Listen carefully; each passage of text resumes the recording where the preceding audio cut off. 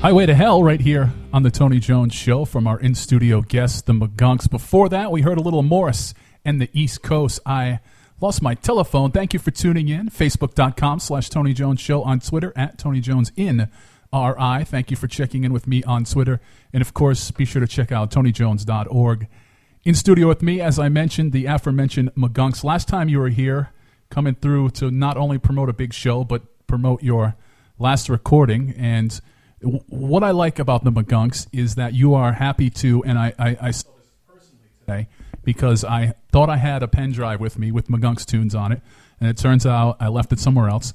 So I went on Reverb Nation, and I got that very track we just heard by the McGunks for free, just like minutes before we started up this show.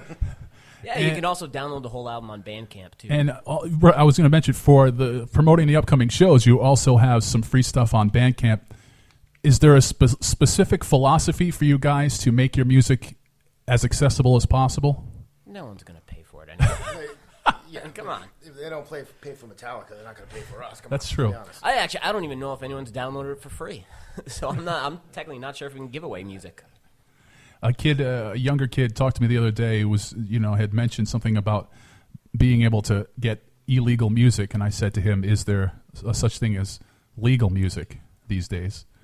And it's I went to Newbury Comics the other day, who I love, who have been a part of the business side of what I do as far as consigning Tony Jones and the Cretin 3 merchandise and selling our CDs. But I went through a location the other day, and it was looking a little shabby in there. Yeah, they're getting rid of... It's a toy store now. Yeah, and you can't get any of the CDs you want anymore. They don't have punk CDs. I was in there myself yesterday, the one in North Attleboro, and I noticed there's a ton of vinyl, which is pretty cool. Yeah.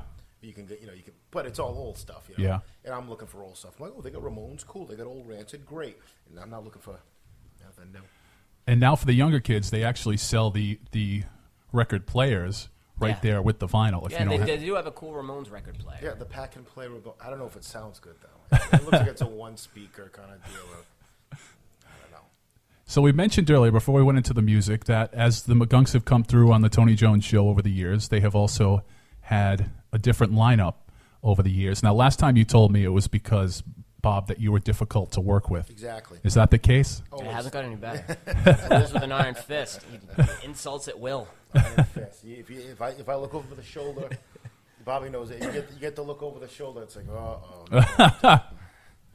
It's like working with a stage mom, just like that awful woman that yells at her kids on the A&E channel. But has that, because there's two kind of schools of philosophy where a lineup change, I have seen, always seems to make a band better, but then sometimes you see a lineup change and you think, these guys kind of suck now. How has that affected the band throughout the years? Luckily, Bob set the bar low from the beginning. Yeah, it's very, very...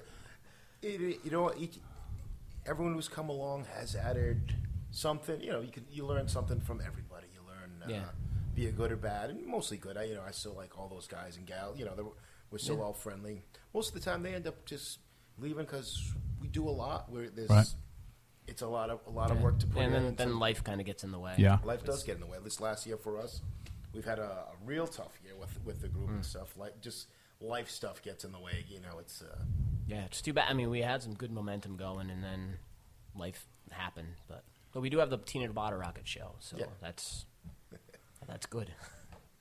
And it's always great to see when a band, you guys included, myself, a lot of people we know, they do keep going, because sometimes you see a lineup change or somebody quits and that's the end of said group. But you guys have always been able to find other people to kind of fill those slots. But you two have been together for quite a few years now, right? Yeah, I'm up 5. That's in punk rock years, 5 years is like 30. Yeah. That's great. Bob's a tolerant man. Very tolerant. A man of patience. We're going to continue now with some more music. We'll come back. We'll have more with the McGunks. Right now, we're going to hear from Citizen, this track, Cement, right here on The Tony Jones Show.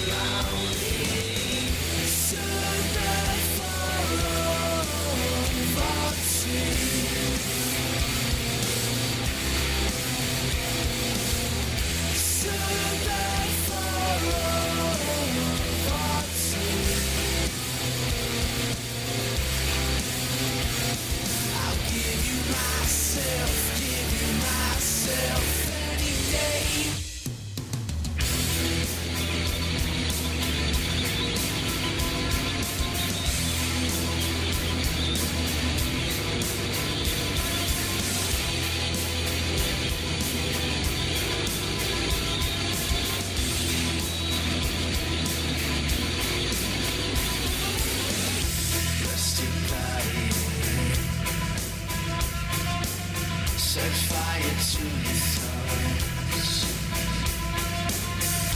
Let your arms down, throw your soul out. There's no control. Surrender for all thoughts.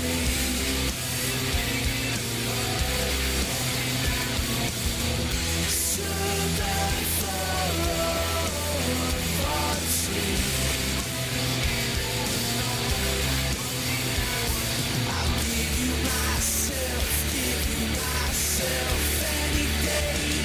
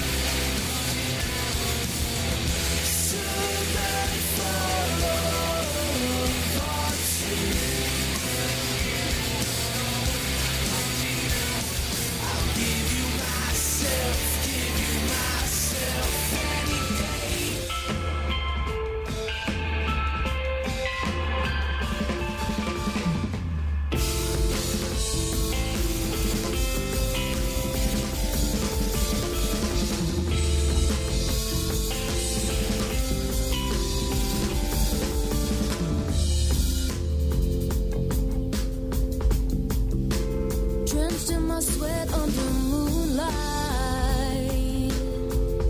And I washed all my knives in a bucket of film. sinking to daddy's armchair and listen to the knocking on the floorboards. Oh, what have I done? Oh, what have I done? What have I done? What have I done? The mess I made. What have I done? The mess I made. What have I done? Inside of I don't know if I can get out. Wanna see front of me eyes open wide this time. This time. This time.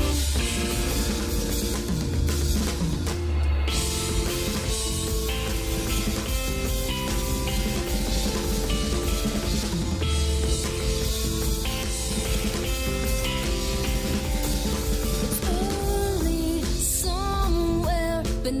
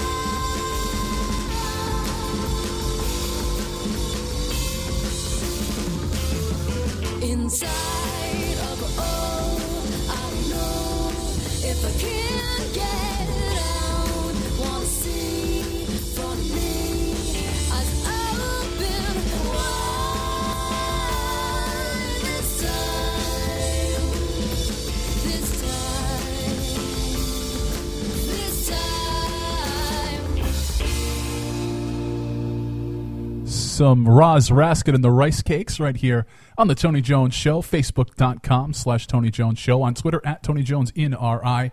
Be sure to check out TonyJones.org. Don't forget to check out RIFreeRadio.org for all your internet entertainment needs. Before some Roz Raskin and the Rice Cakes, we heard from Citizen, that track, Cement. In studio with me is the McGunks, and we were having a heated discussion during the break. Well, two things. We were talking about old nightclubs, and if you're from the area, there was a great place, and it was a great place for me because this is where I was able to get my first few shows because, you didn't have to audition, anything like that. You kind of just went there and you told the owners, hey, I'd like to book a show, and they said you could either come and play with the other bands or you could book your whole night. And this was a place called the Safari Lounge. Now, the McGunks, but you personally have played, Bob, a ton of shows there, right? Yeah, Meet to Press. It was the kind of place that if you got the guts enough to go up to Jimmy, he was a scary looking dude at the end of the bar with a deer foot for a weapon and like a black Panama hat. He spoke semi-broken English. If you could ask him for a show, he'd give you one. That's all. But once you got to know him, he was a real sweet guy and a real good guy. He honestly cared. When the place closed down, his biggest concern was, where are these bands going to play now? Where are younger bands going to have this opportunity? And I thought that was great. But I remember leaving a bigger show, and then on the sidewalk were folks in the Safari Lounge. They were passing out flyers, and they said, there's a free show over at Safari around the corner, and Meet the Press was playing and some other bands. And it was kind of a place where you could really just kind of stumble in there, and there was never a cover, and there was never any pretentiousness to it. Didn't they start doing a cover at the end? No. I think... I remember paying a couple times. You probably got ripped off. That was probably just some junkie standing out front. Hey, $5, brother. The best story I have about that place is there was a bunch of them, but one time there was a bunch of kids, it was like slam dancing in front of the stage, and they were getting a little rough, and they were kind of hitting the bar and stuff, and they was trying to start a fight, and Jimmy, the owner,